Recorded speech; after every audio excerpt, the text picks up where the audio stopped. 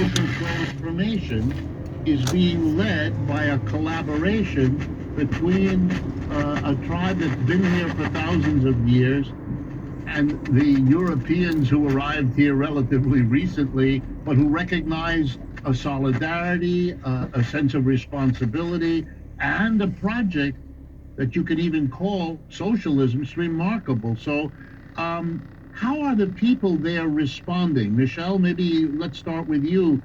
What sense do you have of how the people in your area, your constituents, let's call them, how do they understand what you're doing? What reactions have you gotten in the community? We've had some really good reactions, but I want to kind of back up a little bit and talk about our a lot of community work that it took a long time to get here.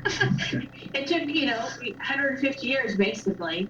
But I really believe that this work that we're doing now really stems from a lot of hard community work that was done over the course of the last, I'd say, 20, 30 years by our former tribal chairwoman, Cheryl Seidner, who her and her sister and two other non-Indian ladies that are in our community came together and started doing vigils in the early 90s.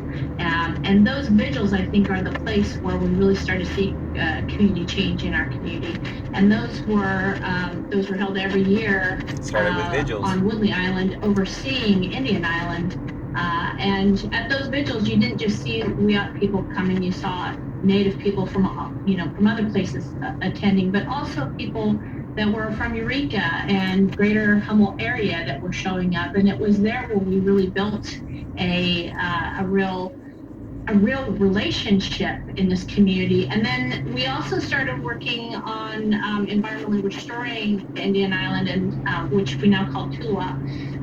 And that work was, laboring hand in hand with our neighbors. And I think that over time, those, real relationships developed around this project, and just connecting people in ways that, you can only do by doing real hard work together, What kind of economic future do you have in mind? In other words, about his dad, I know this is difficult and you have not much time, but give us a sense. Meet with a tribe. David, let me start with you, but Michelle, please feel free to jump in here. I'd never heard of that before. What do you hope to accomplish in the sense of the immediate future? What kind of plan do you offer to that larger community, both sides of it, that hopefully will bring them in to work with you on a growing basis? So, Rick, thanks for the question, and I'm going to get real. Ted Hernandez, the tribal chairman, has often said to remember that we're family. We're all family.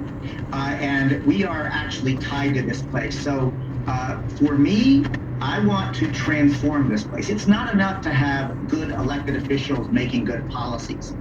This place, that'd be a great start. Ouija Bay and Jarajiji and this entire area was once in proper balance.